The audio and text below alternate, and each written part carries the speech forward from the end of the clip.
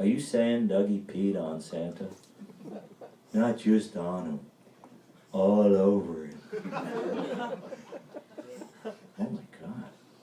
Yeah, Dougie's feeling pretty bad. Cried about it all the way home. Mom tried to tell him, they know about little boys can't hold things. They wear rubber underpants and stuff like that, so we'll get down and soak them. But no, Dougie won't have it no way. He knows this. If you're going to do bad things, that's probably top of the list. He figures Christmas is shot for him. Top of the list. Well, what are you going to do? Well, that's just it. Graham wants to do this thing with this Christmas story to help out Dougie. Now, won't you come? All right, what is it?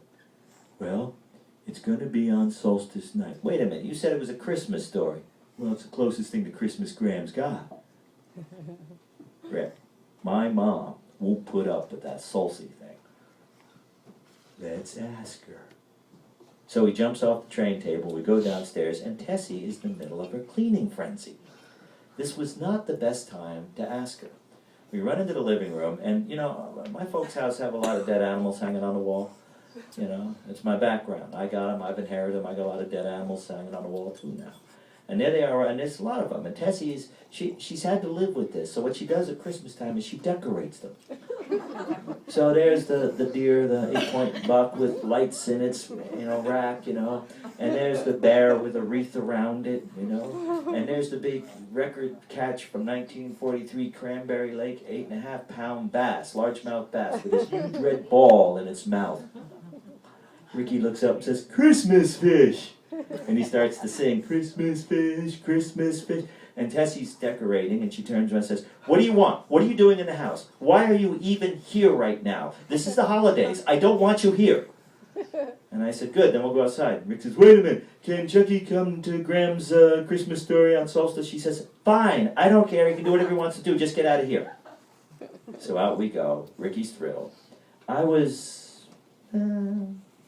anxious. I wasn't thrilled. I didn't trust the grandmother. Maybe she's a witch. Maybe she'll turn me into a Christmas frog or something. And there she is walking across the top of Mountain Avenue. So we go up to the top. It's getting cold. It's a dry winter. There's not a lot of snow yet. And we get up there, and Ricky says, "We're going to do it. We're going to do it with you, Graham. Me and Chucky and Dougie." And she looks at me and says, "You're going to do it, boy?" I said, "Yeah." She says, "Yeah? You coming along?" I said, "Yeah." And she says, "Make something out of stuff you find." I said, "What?" "Make something out of stuff you find." Ricky, you explain it to him. He says, "Stead, he don't understand." And she turned and walked away. And I looked at Ricky and I said, "So what is it?" He says, "Make something out of stuff you find." Apparently you had to make something out of stuff you find elsewhere, like in the woods or something, and you had to surrender it on Solstice night, apparently. I didn't know what happened to it after that. So, okay, I'll make something out of stuff I find. Well, as the holidays draw closer, Walt starts to make bolivers. It's fried bread dough, and it requires making bread dough and pounding it down furiously at the table, throwing flour all over it, beating it up, and then rolling it together, and then putting it in a warm place like on a steam radiator in a pot overnight. Then it rises up again, and the next morning you throw some flour on the table, and you fling it out of the pot, and you beat it up again, and you stretch it again. And you do this for about a week and a half until you're ready to eat it. When you eat it, you stretch it all out as thin as you can, and you throw it into a pan full of fat. And you boil it in this fat. You fry it up in this fat, rather. You fry it really good, you flip it, and you get it really crispy and hard. And then you eat it with molasses or maple syrup. And it's something that my grandmother invented. It's called bolivers, and it was during the 1930s. It's how my grandmother got the whole Stead clan through the Depression. They ate loads of bolivers, fried bread dough. It settles into your stomach like warm sand. And for some reason, every Christmas morning we honor the tradition of how my grandma kept the Stead clan alive through the Depression by eating plates full of fried bolivers. So after we unwrap the presents, we all go to sleep. And usually sleep until the middle of the afternoon, filled with this warm sand, as it were, in our stomachs. I had heard that my grandma invented this in the Depression, which made sense because it depresses you to eat this stuff. So Walt's in the kitchen and he's pounding the fried bread, the fried dough, and he's pounding it, and he's stretching it, and he's throwing flour, and I like that part. He'd throw flour on it, and he'd punch it, and then the flour would go up in the air all around him, and he'd get all frothy white and everything, so I'm getting a kick out of that. And Tessie comes in, because now she's cleaned everything else, decorated everything else, and the kitchen is going to be the last thing. And she comes in, and she starts to tear the kitchen apart, and she grabs one of the irons. We had a gas range, and the irons, she throws them in the sink to soak, and which is sort of interesting, because she hardly ever cooked anything. But she had this gas range, and she grabbed the iron too close to the pilot, and she burned her hand. And she threw the iron into the air, and she cursed. And my mom could curse. She was a Catholic, so she knew all about cursing. And she could clutch her hand, and she could let out a blue streak that would turn a truck driver pale. And so she went through that whole, and it was amazing. It was words I'd never heard before. And she looked at me horrified, because she just, entered into this whole area with me. And then she runs to the refrigerator, gets a butter stick, comes out, settles down, unwraps the stick, and shoves it around the 2 fingers she's just burnt. Because that's her home remedy, wrap her fingers in fat to ease the pain.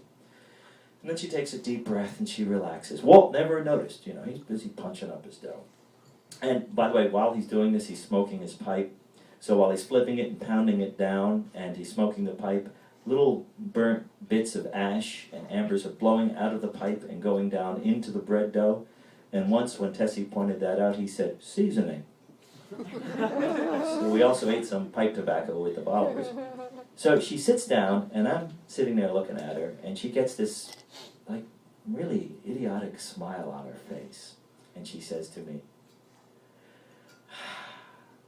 is it time to go down to Ramsey Circle and see you-know-who? And I said, no, I don't know. Oh, yes, you do. Don't you have a list to bring? And I realized in that moment that the reason I had perpetuated this fiction was for my mother.